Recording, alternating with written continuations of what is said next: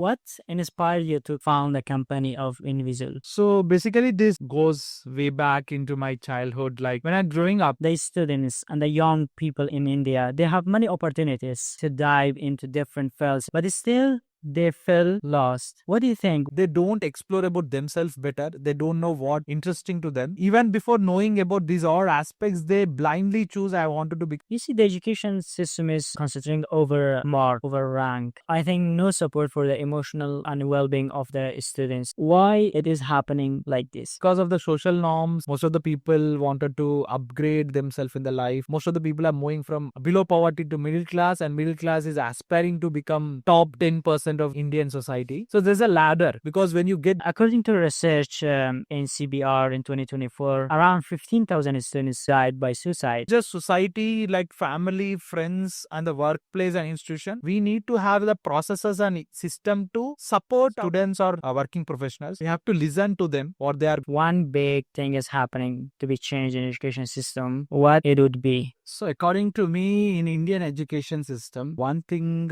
immediately, if I get the power, I would eliminate all the standardized entrance exams. So beyond boundaries. Today we have Akarsh 𝐍𝐒 the co-founder and CEO of INWESOL. Akarsh is helping the Indian students and young people to move from confusion and anxiety to clarity through self-discovery. Akarsh sir, you're welcome to the show and little bit tell about yourself. Yeah, I come from the background of neural and cognitive science. I did my master's in that field. Before that, I did my engineering. Just like all the young people in India, they aspire to become engineers or doctors. Even I did my engineering. Then after that, I decided this is not my cup of tea. So I have to venture into the field which I am passionate about. It's basically to know about any individual, how they think, how they process feelings, how they behave. So it's about psychology of people. That is the field which I am passionate about. So that's how I did my master's in that.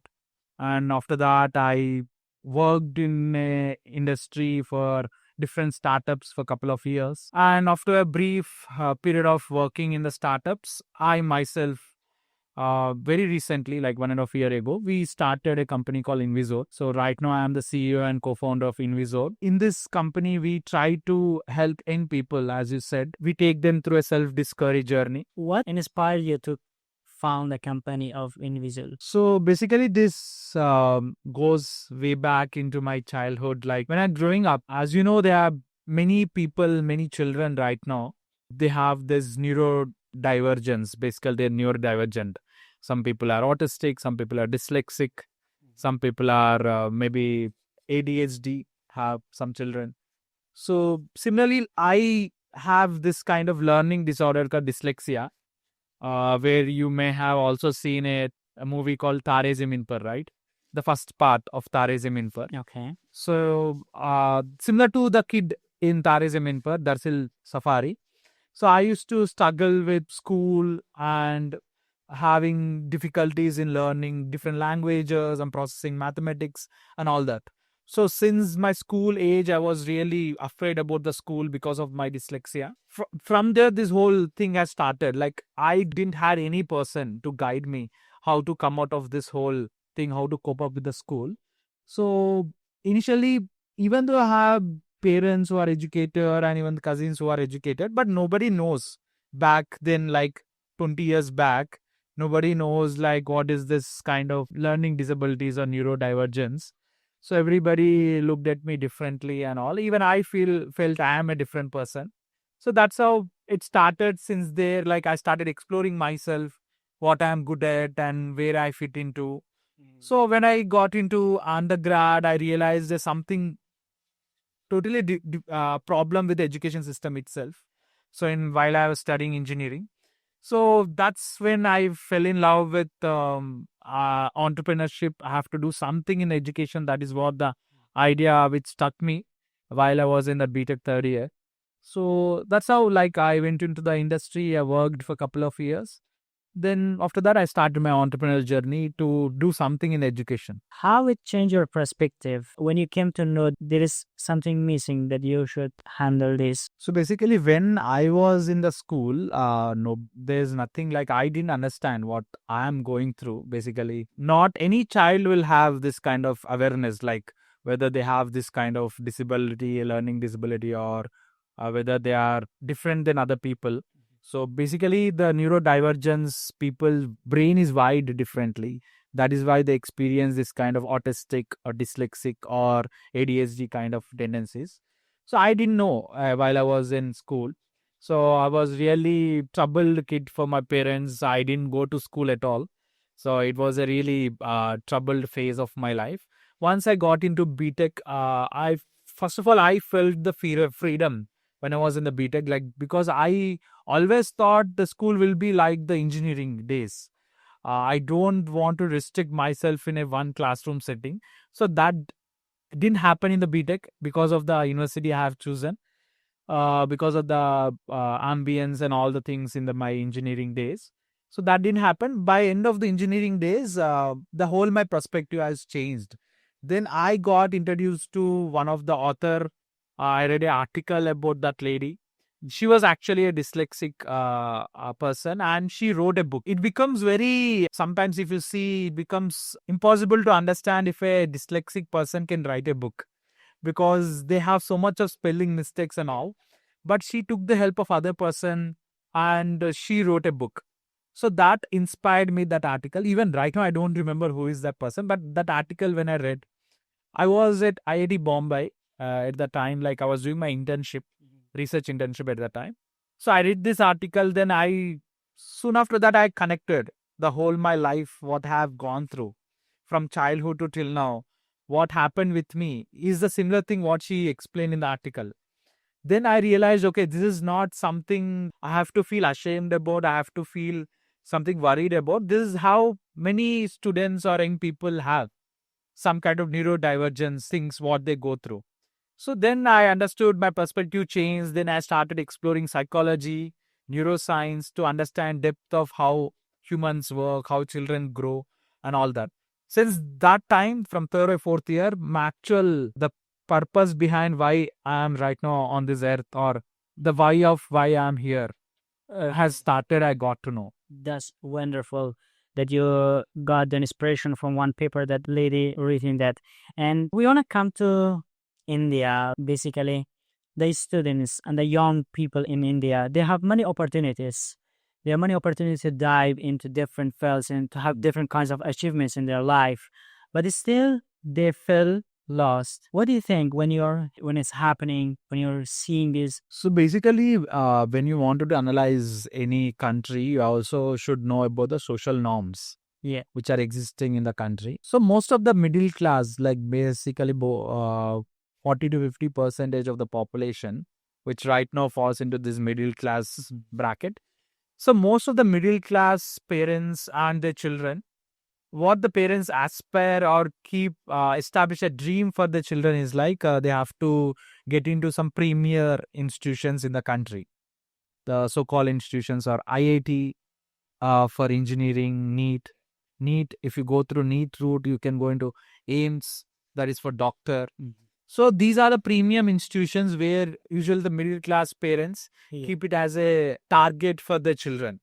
So because of this, what happens is like even though the children, they don't explore about themselves better, they don't know what interesting to them. Even before knowing about these all aspects, they blindly choose, I wanted to become an engineer and doctor. So that's why they go through engineering and doctor route, or maybe another business BBA or MBA route. Okay. And once they go through this 3 or 4 traditional routes, what happens is like, basically in other countries, people pick up these routes, these career options, if at all they are passionate about that. But India, people are taking just like that. They have to improve their social lifestyle. How to make understand, how to bring the clarity for them to follow their own passion or to find their own way of life, not just bring the expectations of the family or the society. Yeah. So as you said, like how can we do that? So as I said, like when they take these routes, So eventually what happens after the 4 years of degree, they will be in a position of confusion because they don't know what they have to do next because they are not passionate about this. So as you asked me right now, like if at all they go through this traditional path, then how can they find their passion, or how can they go into that route? It becomes really hard when you spend the early age of 4 5 years in one particular field, again switch to new field. It also the time is gone, and also the prime years of learning which you have to do, it's also it's not done correctly. Even though the people after the 4 years 5 years of undergrad, they can also find their passion by exploring different aspects. First they have to be curious enough to explore different domains, irrespective of whether that are in the science, technology, or arts, or music, movies, or sports, entrepreneurship. They have to get exposure to multiple fields. In other countries like US, Europe, and all, what happens is that there the culture is like, from childhood, parents and the society and the school system itself give the exposure to children to different fields from childhood. That's how when they grow up as an adult, by 18, they choose one particular field because they have exposure of multiple things. Then they know which suits them. Yeah. But unfortunately, in India, we don't have that kind of ecosystem because of the social norms, because of the education system. So even though we may not have, but at least when you become an adult, if at all you choose a field blindly, what I suggest is like everybody should explore about themselves first, and also explore other options which are available out there, then take a decision. Yeah, that's great. You too, like your motto of your company INWESOL is this: to prepare the students or the young people for the life, not for the marks or not for the ranks. What do you mean by this? When we try to understand this problem, we got to know that the traditional career guidance, what is happening right now, it's not working anymore. Because in the traditional career guidance, they just give one assessment, they have to fill some questionnaire to find out what is interesting to you, what is your personality. And once this questionnaire is done, there'll be one counselor. He'll come and guide you, okay, based on your interest, based on your personality, this is a career option which is suitable to you. Yeah. They again suggest something.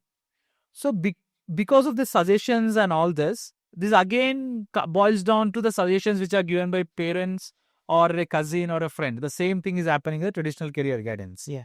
So when we found out this is not working, this is not effective, then we understood what happens. Usually when you go back into the history and how different thinkers or leaders have evolved, then we understood most of them, they evolved basically because of self-discovering about themselves. They used to go through the forest, or they used to go and roam outside in the world. In the Western countries, they used to come to India for getting inspiration. And this all self-discovery happens through exposure of different aspects in the life.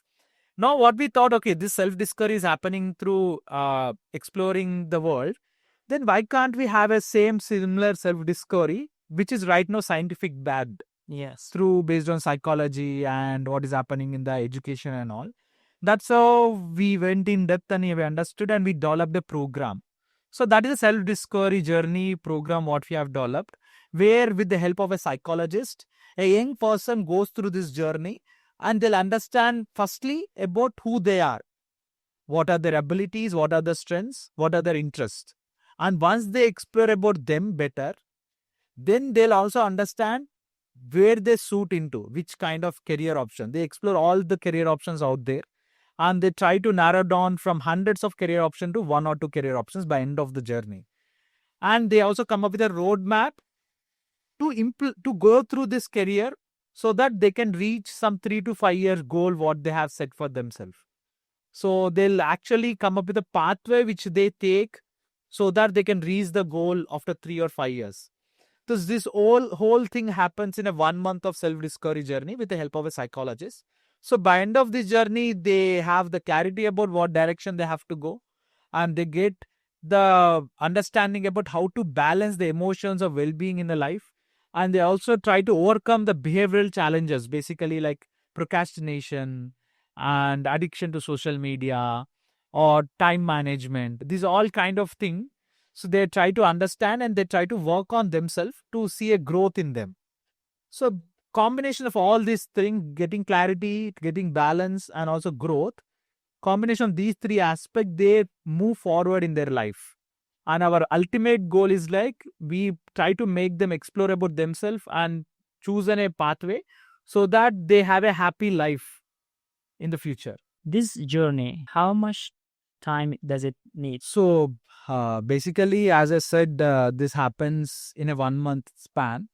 So we have trained psychologists who undergo training of the self-discovery process, how to deliver it. So we have chosen an approach called coaching. Coaching is approach what we have chosen. We felt in many industries, in companies, and also in schools right now, coaching is the approach which is utilized in the broad in US, Europe, Australia. We felt this is a very better approach to make a person better version of themselves. So that's how we adopted a coaching approach. We train psychologists and they give this one-on-one sessions. This will be 8 sessions. Every week there'll be 2 sessions. That's how it will be 8 sessions for 4 weeks. Apart from these sessions, in combination of sessions, the client or a user or a young person will also do activities, assessments throughout this whole 4 weeks. Yeah, that's so great. You see, the education system is concentrating over mark, over rank. There's at all, I think, no support for the emotional and well-being of the students and the people they are getting education in the colleges, in the schools. Why it is happening like this? So, as you mentioned, this thing like why in India people are after marks and ranks, and why they are not giving priority to the emotional well-being and all these aspects of self-discovery and all that. As I said, because of the social norms, most of the people wanted to upgrade themselves in the life. The middle class, most of the people are moving from below poverty to middle class, and middle class is aspiring to become top 10% of the Indian society. So there's a ladder where everybody is going through from below poverty to middle class to upper class. So when this kind of social norm is working out in our society, obviously people will give weightage to the marks and ranks, because when you get good marks, good ranks, you'll get into premium institutions, and when you graduate from premium institution, you'll get good package salary. But unlike this used to hold before some 10-15 years, but the society, the technological advancements is also making the social norms little bit fuzzy. Because what happened is like right now, if you are from any tier 1, tier 2 college, or if you are from any rural area also, you have access to internet. You have enough information. Now you can upskill yourself and crack a good job, Yes. good package, irrespective of going through whether you have a premium institution or not. But even though right now still the middle class people and the largely many parents and population in the country are even after these marks and ranks, and because of that they are neglecting this emotional well-being in the schools as well, schools and colleges. And right now, Indian government has come up with some policies to implement this kind of career counselors, student counselors in school level, in CBSE schools especially, and even college and universities also taking active role in recruiting student counselors to support them emotionally. This kind of change is happening, but it needs lot more effort from policy side, and also the companies like us who can support schools and colleges to establish this kind of counseling or coaching centers in the schools. In this situation, nowadays, some students, they are getting good rank or getting good marks in the school or in a college, but still they are getting lost. They are feeling stress out of the situation, and they don't have any clarity. What do you want to tell for these people, for this kind of students? They are very intelligent. They have good achievement in the college, in the school, but still they don't know what to do. Who perform very well academically, they get good marks, they score very high in the exams. Yeah. They also can crack. So as I said, because most of the times what happens is like they study for an exam, they enroll in a course just because somebody has said to them, even though they have the ability to get the high marks and get into some good college, that is happening because somebody has said to them. It's not like they felt I have to do engineering. It's not like they felt I have to become a doctor. It's like somebody has said to them, because of that they have enrolled in that course, or they are working on that exam night to score high marks. It's just that their ability is good. Because of that, they get scoring high marks, or they're getting into some premier institutions by cracking the entrance exam. But the end of the day, what happens is like when they go through this 4 years, 5 years of journey of undergrad and masters, and after that also they feel, even though they have good CGPA, good ranks, they feel like this is not my cup of tea. Like I need something else in my life. How to find this clarity? What I need, or Yeah. So as I was mentioning from the starting, like to find the clarity, you have to initially start with who you are, the self discovery process. When you understand yourself better, the self discovery happens through many ways. Like as I said, you can go and explore in the outside world. You go on a travel. You go and meet different people. You understand what they are doing in different cities, villages, all across the Indian world. That is one pathway. Another pathway is like we have created the self discovery program. If you come to this, there's a structured way where a psychologist will help you to dig deeper into you, who you are as a person. Then maybe another pathways as well, like in our Indian or Eastern philosophy. Basically, there are different kind of meditation kind of things or spiritual kind of things. I don't especially buy into those things. That apart from this, there are different kind of pathways. So you have to choose which is much more evidence based and which is working for you as well. So these are the mediums where you can select and you can explore about yourself better. And once you understand yourself and also the outside world, secondly, the second part is exploring the outside world. What are the options available? Where I can fit into? What are my values? Whether as a person with these values, can I be in this kind of in a work environment or not? If you get this kind of understanding, then automatically you will have the clarity in the life what you want to do. And one more important thing is like as the careers and job market and all the things are changing very fast because of AI and all, even though I choose one particular career right now, that may not be the predominant career after 5 years or 10 years for me. But as of now, for me, this is the particular career where I have to start my professional journey. That is what you can understand. But it's not like for next 30, 40 years, you will be in that career. Because you have to initially develop the capability of understanding yourself, who you are and what are your interests and what are your abilities. Then irrespective of whether job market is changing, whatever is changing outside, you can adapt yourself into new role as well. yeah, that's really great. So there are a lot of things going on with a student, with a young person in the society. There will be family expectation, society judgment, and this is from different angles on his life. He or she is in a confusion, doesn't know what to do, and the clarity is uncertain for younger yourself. If you are in a situation, what do you want to say for yourself?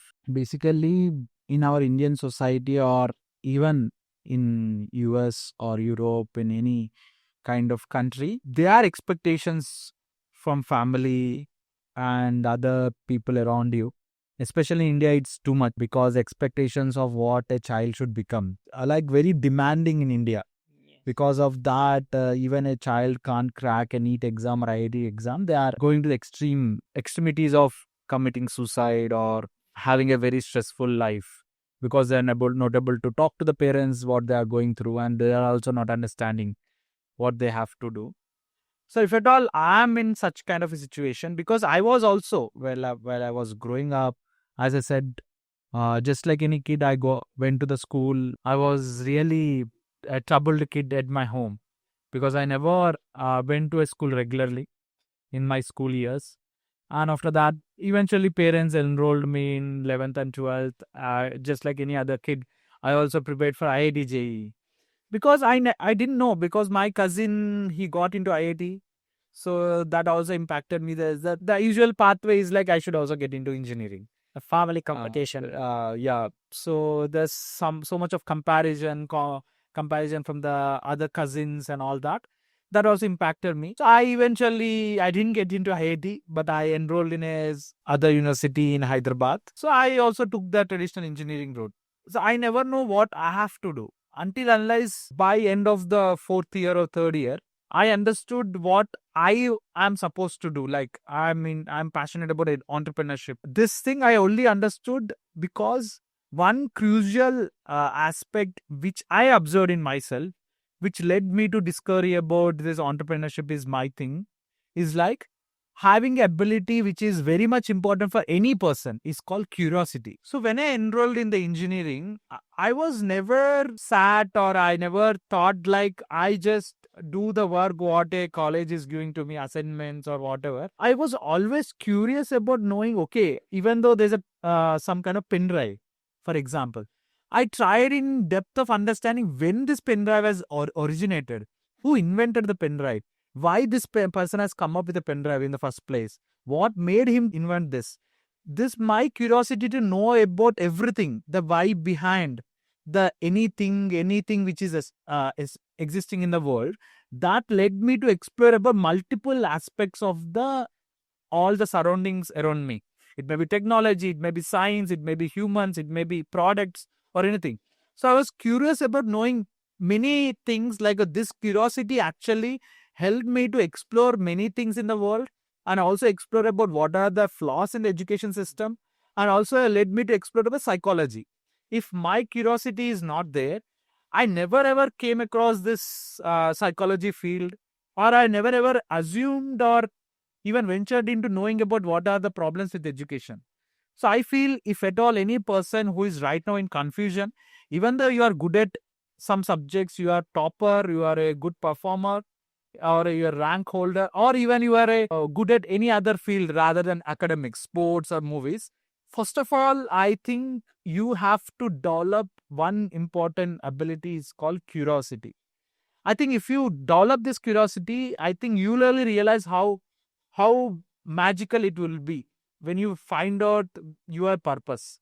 You'll understand that this curiosity itself led you to find out what you wanted to do in the world. The clarity you found, it was true curiosity. You mean like that. What do you want to tell for the 17 years boy graduated from the school now? He want to start his journey. What's your message for him? I mean, at these circumstances, at this AI world, at this technological world, many challenges and problems available within the society, within the industries, in the job market. So whether a 17 years old boy or a girl, so one important thing what I wanted to share with the 17-year teenager, basically, if this is an important thing even I got to know very recently, even though I am from psychology background and all that.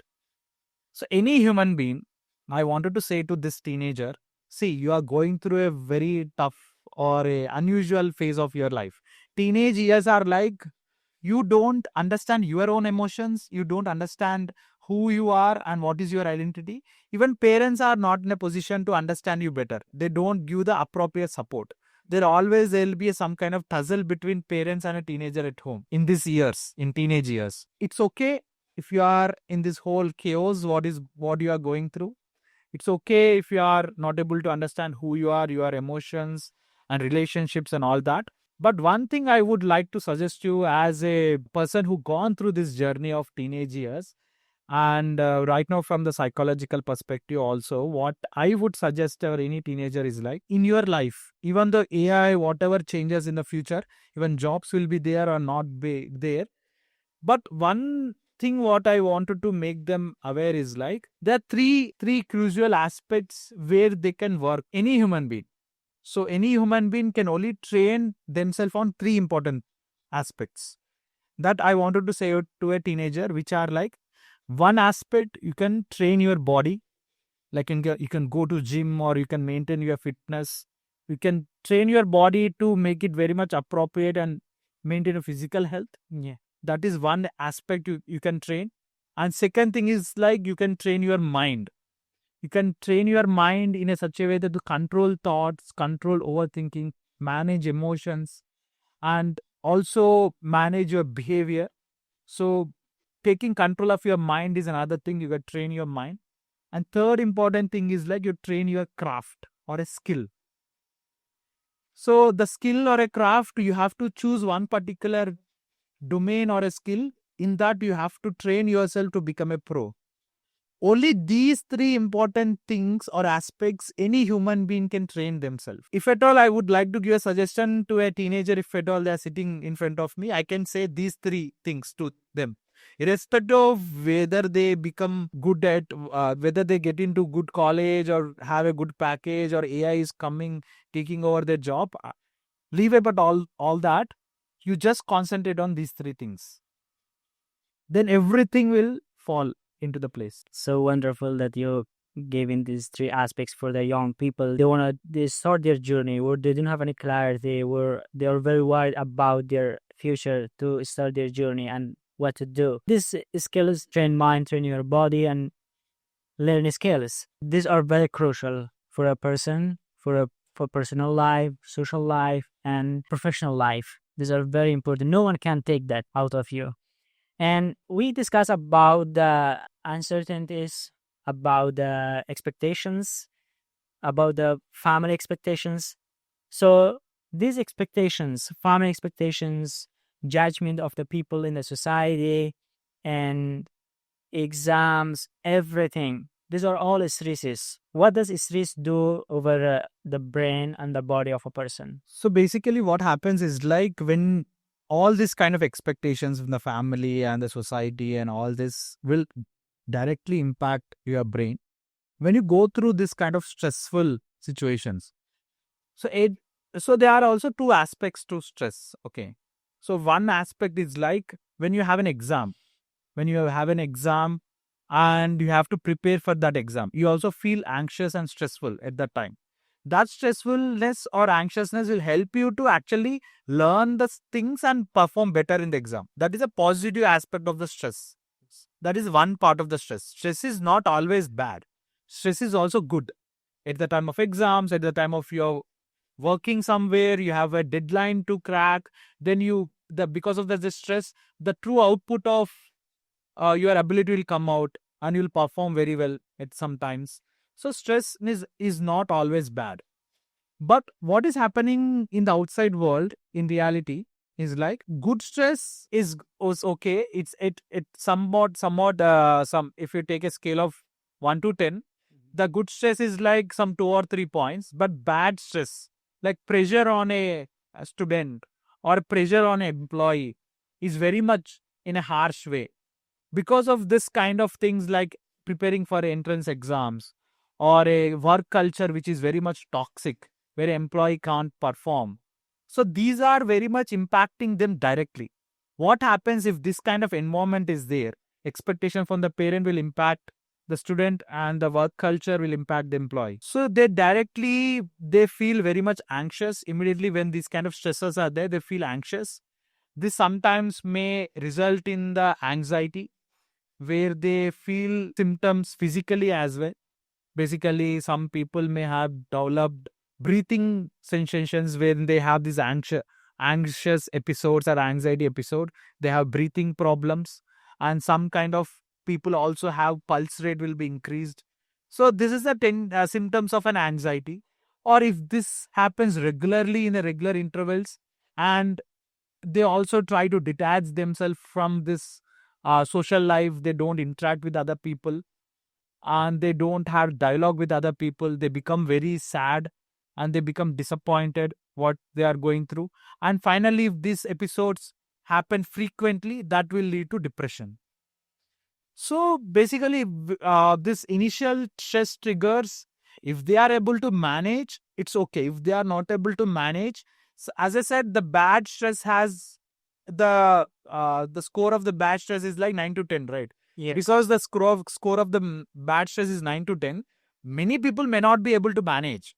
It won't be in their hands to manage at all if bad stress is at that level. If a person cannot manage the stress, the negative stress, what will happen to him? So that's how eventually it will come down to this anxiety, and they'll try to detach from the social life. They have this panic attacks frequently, and the breathing sensation, these all will start, and slowly they isolate themselves from everybody. They be alone, and they feel in their mind themselves at all, like why I'm doing this, what is happening with me, and slowly that turn into depression. Usually they also feel like what is with this life, why I have to leave this life. All these kind of thoughts will also arise into their mind. And also finally, most of the people, if they get the support at right time, they go through the therapy route and they again become a very functional human being, a very good human being again. If not, some people, if they don't get the support at right time, that's how they try to take the extremities, like they choose taking up their life and all that. According to research of NCBR in 2024, around 15,000 students died by suicide. If you count monthly, it is around 1,200. Daily, it is 40 people a day. It's completely heartbreaking. It's a huge number. And it's increasing year by year. When you hear about this, what is coming to your mind? So basically, when I am at IIT Bombay, when I was in my BTech, I was doing a research. In the IIT Bombay itself, I got to know about these kind of situations, what happens in the premium institutions, why most of the students are committing suicides in IITs and AIMS or any other kind of premium institutions, what happening over there. Because of the strict rules, attendance policies, and basically how professors deal with students, all these kind of things will become a stressors for students. And not only this, there's also so many other discriminatory factors is also impact the students, like caste discrimination, religion discrimination, region discrimination. These also will also impact the students. Like these are also one kind of factors which are impacting the students. So I felt I've really try to understand why this is happening over there in the premium institutions, or not only premium institutions, also in the workplace also right now it is happening. Most of the people you can see, we are coming across this news. People are committing suicide in working professionals also. So I really try to empathize with them, why they commit these kind of steps. I know the outside environment, workplace, or the education institutions are not appropriate. But I feel taking this step is also not the path which anybody have to go through. So at least the people around them, friends and family, they have to become aware. So when a student or a working professional, when they try to go through this path of committing a suicide or taking up their life, they don't decide this in one day. They always try to seek help, or they try to give some hints or to their friends or family what they are going through. But when the friends and family, they just don't listen to them, they just think that this guy or this girl is saying it very jokingly, they discard what they are saying. So then what happens, they didn't get the enough empathy from other people around. There's nobody to listen to them. Finally this will happen. So I think the larger society, like family, friends, and the workplace and institution, we need to have the processes and system to support our people, students or working professionals. We have to listen to them, what they are going through. So this will help us to avoid. When a child is referring to family, I have this situation, but they are taking as a joke and they're not considering as a very serious. How the families should be allies with their children, or to help their children to have some certainty in their life by their own choice, not by their parents' expectation. The parents should be the ally of the children, the support of the children, where they should help their children in a way that that child can improve by himself or by herself in a very certain and positive manner in the society. How to bring this culture in the families? this is very difficult. Basically, I deal with teenagers every day and also their parents. It's actually very difficult in Indian society, especially because we are a collectivistic society.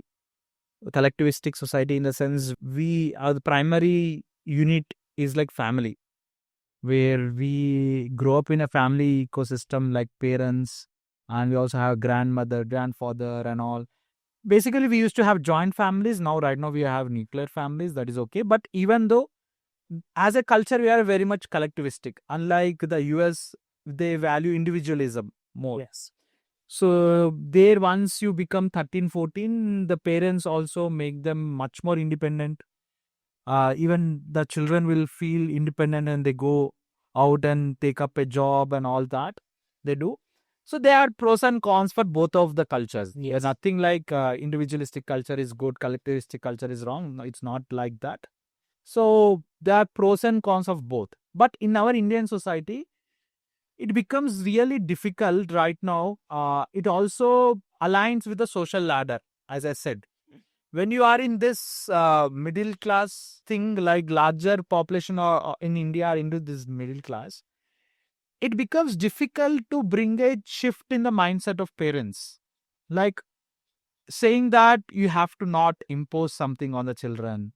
You have to not dictate something to children to do this or do take up this course or do this, because it becomes very difficult to make them understand and aware that there are enough opportunities out there. Even though the child doesn't go through this whole preparation of IIT, JEE or NEET, even they can become good at their life. They can excel in their life. To make them understand this, it becomes very difficult, because all the things what they observe in the outside world is like somebody cracked the IIT, they after that they went into this 4 years course and they got the good package. Now their life has become different. Yes. Somebody become cracked NEET and they become a good successful doctor. These are the examples which the parents are living with. Now, because of the financial situation, because of the social ladder, they have to eventually get into the upper middle class. Because of all these financial constraints, it becomes difficult to parent to understand it's not the only route for any person to become successful. The success is again a metric. We don't know what it consists, but many people feel financially successfulness is the thing. Different, yeah. Is the thing. So that's why in our program also we are trying to bridge the gap between the parents and the child. We also take the sessions for the parents. Especially this is the problem we also understood, and the parents have different kind of expectations and child doesn't know what they are and what they wanted to become. So even though we give some kind of the clarity through the self-discovery journey, but parents' expectation is different. Again, their expectation, this clarity may not match. So that's why what we thought is like we have to take the sessions for parents simultaneously with the teenager or a young person. Then after the end of this journey, we try to bring them on the same table. And this is the new thing what we are doing in India, especially to bridge the gap between the parents and teenager. What's the result of this? So basically, we started doing it from last couple of months itself. Initially, we started with only the program for teenagers. Then after that, we understood we have to also give sessions for the parents because of this problem. Then when we took some few parents to this journey as well, some 4 or 5 sessions, then they also realized that what they are doing differently. Like what are the parenting challenges they have and how they have to parent their child and how they have to also know about the teenage years. Definitely. These are the awareness what they understood. Only through 4-5 sessions, we may not bring a shift in their mindset, but we try to make it understandable to them what is parenting, how you have to understand the teenage years, and what kind of challenges you have, and what you have to do positively to impact your teenager. What do you mean by parenting? So parenting, if you talk about the parenting, even I don't know because I am not a parent right now. From the psychological perspective, if at all you talk from that angle. Yes. So basically, we don't say anything to a person. Basically, we don't recommend or we don't suggest. As I said, we have chosen this coaching approach. We only ask the right questions. The whole purpose of a coaching approach is like, we try to ask the right questions so that the person who is interacting with the psychologist, they think in the direction which they have thought. So we try to ask the right questions to make the parent aware about what are the challenges they have, how they are dealing with the teenager, what they are doing right, what they are doing wrong. We just make them aware about what is their situation right now. And they themselves will say, okay, this is what I am doing rightly, this is what I am doing wrong. And from this conclusion, they themselves will understand. It's like, okay, to do the positive parenting, these are the things what I am doing right now is not aligned with the positive parenting. The whole purpose of coaching approach and our sessions with the parents is like to make them self-aware about what they are doing. It's only that. So we never teach them parenting. We never say something to do, do something in their house, do like this or like that to them. When a child is under stress or an anxiety or in depression, how the parents should behave? So I feel as a society, as a family, as a friends and cousins and relatives, we need to always respond in a positive way and listen to our people, that student or a working professional. Yeah, that's really great. A good message you gave in for the family members to support their teenagers, their children, so they can grow in a positive way. And it is AI world, technology world. We live among technology, social media, everything, and the screen time is overlapping, and it is creating stress over mind and over the body of a person or a child or a young person. Any person is using that. How to get rid of this? So basically, many people, like even teenage to even older people, like people who are 40 plus, 50 plus also right now, many people are addicted to social media all across the age groups. Now we can't say only young people are addicted, because if you go to Indian households, most of the mothers, they watch YouTube a lot. Yeah. Father also, they use YouTube. All of them from different age groups, they are addicted, right? So even you are addicted, the screen time is increasing. Because of this, you are not able to concentrate on the right things in your life. You are not able to work on the goal what you have. Then that becomes a problem, right? Because of the screen time, this is impacting on the things you have to do in your life to work towards your goal. If that is happening, then that is a problem. You have to try to control the screen time. You have to manage the time. Then how to do it? It against, you have to use some kind of time management tools. You have to create a schedule for yourself. You have to create a schedule on Google Calendar maybe, so that it can give you notifications. So you have to follow systematic life.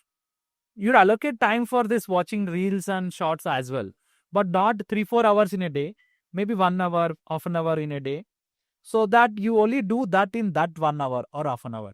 So allocate rest of the time for other things, going out, having a walk, following your hobbies and working on your goals, working in a job or studying for a course. You allocate or structure your day in a very systematic way. This can help you to manage your time very well and also work towards your goal. Also, not leaving behind other things. Totally switching off social media, discarding social media may not happen in this world, because that is not realistic. So realistically, what you have to do is like follow a timetable. If you are not able to follow a timetable by yourself, then come to a coach like us. We try to make you follow that timetable in a systematic way. Yeah, that's really great.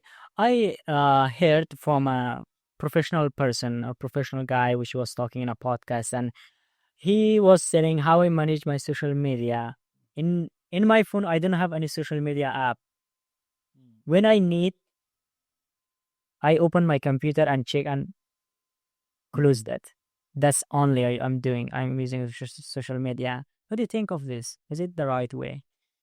So there will be multiple ways where you can handle it. It's about which is suitable for you. Yeah. Like there are some kind of apps or features in your mobile phone itself where you can control the time duration you watch Instagram or YouTube or all other social media. platforms. You can set the timer.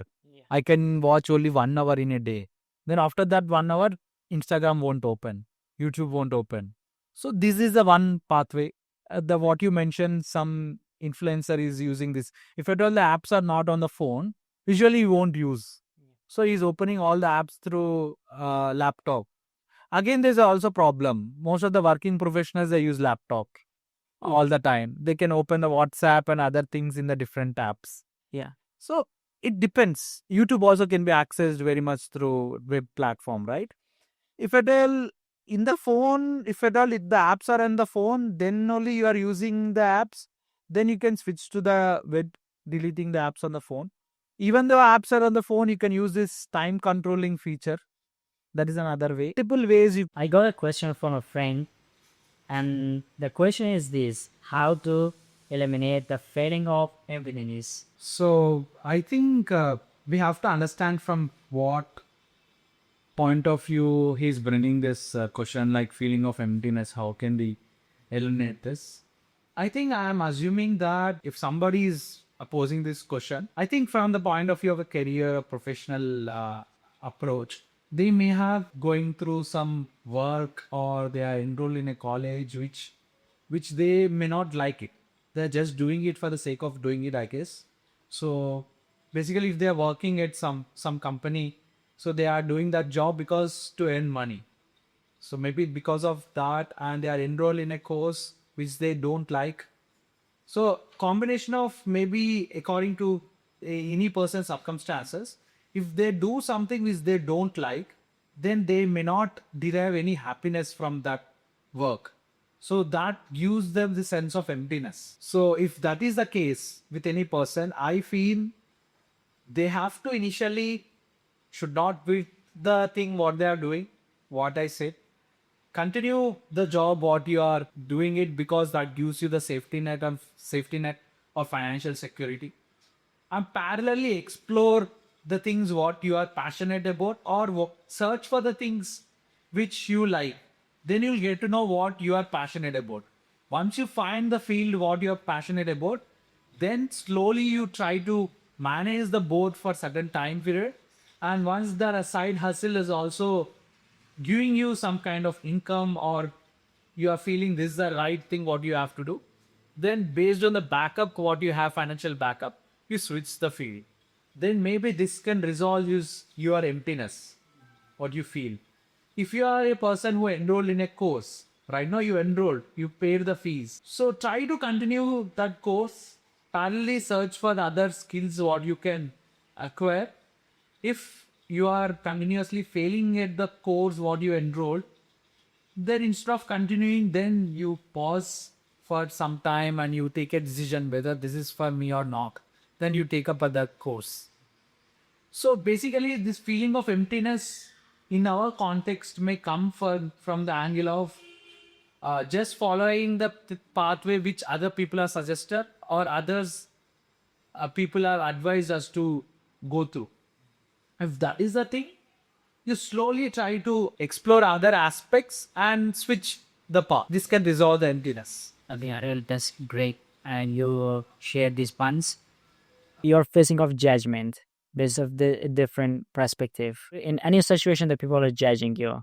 But when you're doing some positive thing, where still the people are judging you, how do you manage this judgment? So basically, in the society or in the family, in your social circle, there are always people will be there to scrutinize Definitely. whatever the step you take. Yes. If it is a step you take in a right way or wrong way, all the time they scrutinize. So when I was graduated from engineering, the ideal path for any engineering graduate is to do a master's in engineering or get a job in IT or any other engineering field.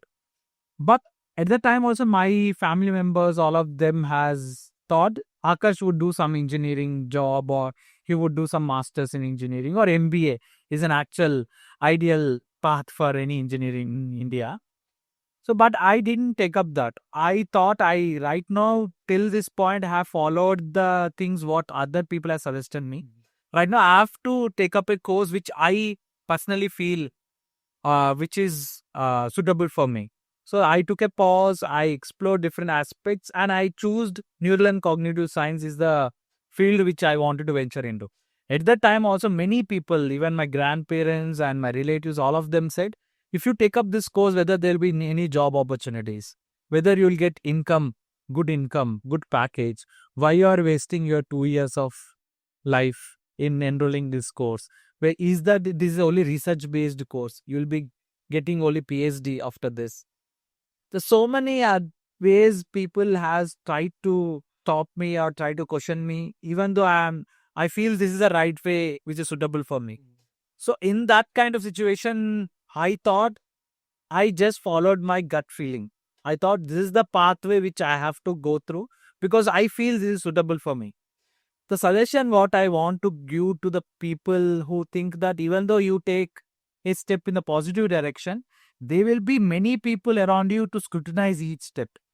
But if at all you feel that is ethical and positive way to go, if that is ethical and positive, then you go with your gut feeling. Don't consider other people's opinions. Yeah, Because they are not living your life and you are not living their life. definitely. You only know about yourself, and you should also choose a path which is ethical and positive to yourself. If that is there, this ethical and positive is there, then you go with your gut feeling. The thing you enjoy, you should select that. Your platform has a chatbot, Coco chatbot. How it is different from other chatbots? Yeah. So basically, when we try to create a what you call AI based mindset coach. Yes. So in our INWESOL, we actually have psychologists who are trained in the self-discovery journey, and they'll be delivering this coaching for any young person. But even the psychology research says that these sessions may happen only once in a while, right? Maybe in between 2 or 3 days, you'll have one session of 60 to 90 minutes with a psychologist. But remaining time, there's nobody to support a young person. Yes. Right now, most of the young persons are going to ChatGPT or Claude to express their feelings, to get the suggestions, to get the advisors from this kind of chatbot. Many young persons are using this AI-based chatbots to self-evaluate, to get advice, to get suggestions. But these chatbots, which are Claude and ChatGPT, these are very general purpose chatbots. These general purpose chatbots, they may not have any expertise in guiding young people or even understanding emotions of the young people, or even having a reflection about what young people is going through. So when we felt this is how the young people are seeking support, then we understood not only a psychologist one-on-one sessions is needed, but they also need a chatbot which is accessible for them 24/7. Yes. Even psychology research also says if you have a human coach along with an AI coach, if these two are working in tandem, human coach will have interaction for once in a while, but AI coach will have interaction every day, then the effectiveness of bringing a change or transformation in the young person is much more when it's compared to only human coach or only AI. So right now, based on this whole understanding of what is happening in the research, then the existing AI chatbots are not effective. Yes. They are not created for this purpose. They are a general purpose question and answering engine. So then we went ahead and we understood the psychology. We integrated the psychology into this whole AI product, and we created a Coco, which is called Co-Coach. Okay. So this will help any young person in 3 ways. In day-to-day activities, if they have some kind of concerns related to their career, academic or professional life, to help them to resolve them in day-to-day basis through a coaching approach. Okay. And it also helps them to manage stress levels. I also help them to come out of the comfort zone to overcome the behavioral challenges. Yes. So it's like a co-coach. It should be utilized in tandem with a human coaching. So that's how we are trying to utilize both the approaches to bring the change or transformation in the humans. And how it is different, this co-coach is different from ChatGPT or Claude or any kind of chatbot is like, in ChatGPT or Claude, you go and ask the question, it directly gives you the answer. But right now, ChatGPT and all of this are like, for any simple thing also, you are relying on this all chatbots. Yes. You are trying to outsource your own thinking to chatbots. You are trying to not think critically. Yes. Many researchers coming out, many researchers are coming out, like some people are using ChatGPT or Claude for all the tasks, then they are not able to utilize their own thinking process. So to avoid this Coco is like, it won't give you the immediate answers. If you have a concern, if you come to the Coco, it don't give the answers. It will help you to think. It will ask you the question in a coaching way so that you will think about this problem. So the whole, if you have a conversation for 20-30 minutes, in this 20-30 minutes, it directly don't give you the answer, but the brainstorming will be done through this 20-30 minutes. You will think in a direction which you hadn't thought, so that you will explore about your own answers. So that is how the thinking process will also improve if you use the Coco. It's for personal growth kind of a thing. This Coco is for personal growth. They can come and communicate with the Coco to improve their mindset, to strengthen it, to manage their professional career. It's not for other areas. Okay, that's really great. You mix traditionally coaching, word training, and AI. How AI can facilitate the process, how it is effective over your training or coaching. So as I mentioned, like what psychology research says, if you use AI coach in tandem, in collaboration with the human coach, the effectiveness is more. So here, right now, the human coaching, whatever we do, it will be carried on as usual, how it is going on for 60 to 90 minutes. Yeah. Every session, twice in a week. This co-coach will be accessible for a student or a in-person in between the sessions. Yeah. Yeah, so they can use whenever they feel they wanted to get some clarity. But our goal is not to replace the human coach with AI, because we feel human coaching is the much more important in this world, because having a personal interaction on one-on-one basis is much more important in this chaos what is created in this world right now. It's not only about coaching of human to human and AI. For management of the stress, how to get to know how your stress is reducing, how it's increasing. In this field, how the AI is like so useful and how it can help to a person to understand better about his body, his mind, about his behavior, about these things, what's happening with him or her. So right now we don't, as a technological advancement, if you see, there are some companies who come up with some wearable devices, Yeah. some watch or a specs or a headset or any kind of wearable devices. Yeah. Through wearable devices, they are trying to track your physiology. When you are stressful, it will track your physiology. Usually what happens when a person is stressed, they have that in the physiology. Yeah. The temperature of the body increases. So all kind of physiological data these wearable devices will collect, and they'll try to track the stress levels of the people. Okay. So for this also, in that the AI is utilized.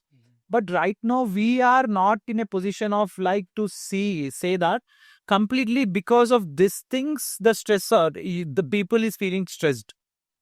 So we are not right now in a position to totally evaluate in 360 degrees and say due to what all factors a person is feeling stressed right now. We are in a position right now just to track and assess if somebody is going through stress through wearable devices that are also in the early stage right now. The wearable devices are. In the beginning, we discussed about education and education system, and the children are getting disease out of this education system, and they are facing a lot of difficulties emotionally, behavioral, and one big thing is happening to be changed in education system.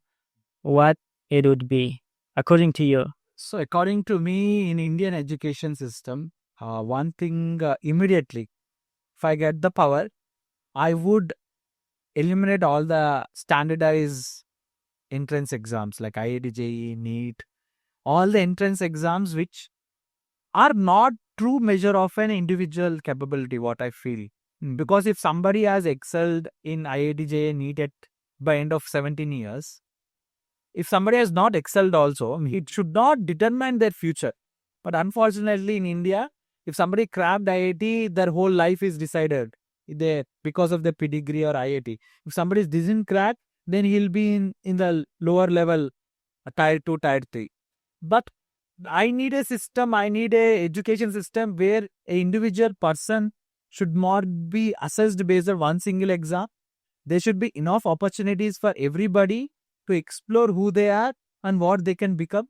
And for that becoming a thing what they are set for them as a goal, there should be a policy and mechanism to support that individual from the government. So I want the education system which anybody can go through this education and become what they are aspiring to become. But all these entrance exam marks, rank should not stop that. Where do you see the education in next 10 years? I feel in next 10 years, education system, there may be more changes may come due to the AI and all. But even though the technology, always people are saying technology can change the education and all, but physical classes or one-on-one interaction with the teachers, that may not be eliminated, I feel. Now, most of the people are also feeling in the education world, even though technology is there, but having a teacher is very important. I feel this will be there, but much more this openness to explore different fields and education, teaching methodologies and all, those are also going to be changed, I feel. I came to another question. What does a successful person mean to you? Successful for person. Yes. So as a philosophy of INWESOL, as a philosophy of even what I believe in, I don't believe in success. Like many people have watched Three Idiots, I guess. Three Idiots is also one inspiration for us to start the INWESOL. We believe in excellence. Excellence is basically you choose a field and you become expert and you excel in that. It may be arts, it may be science, it may be technology, it may be management, it may be entrepreneurship. You choose that, you try to excel. Okay. Excel in that. If you become excel in that, then all the things whatever needed for you for basic lifestyle will be set, which will come into your hand. And our whole tagline of our company is also is like self-discovery leads to excellence. So that is the point with which we started. So we don't give much more weightage to success as a principle, but we feel excellence is the ultimate goal for anybody's life. 3 Idiots, Amir Khan has said, yeah, also follow me. That's really good. You inspired from 3 Idiots of Amir Khan's movie. What does excellence mean to you personally, if I ask? So for me, excellence is like, in my case, if I am like, I'm passionate about psychology, technology, and business as a 3 domains. Yeah. So I wanted to excel in the combination of these 3 fields. Yeah. So I wanted to stretch the human knowledge to next level. So in terms of not only research and all, but whatever the research I do, I also wanted to bring that research into the outside world.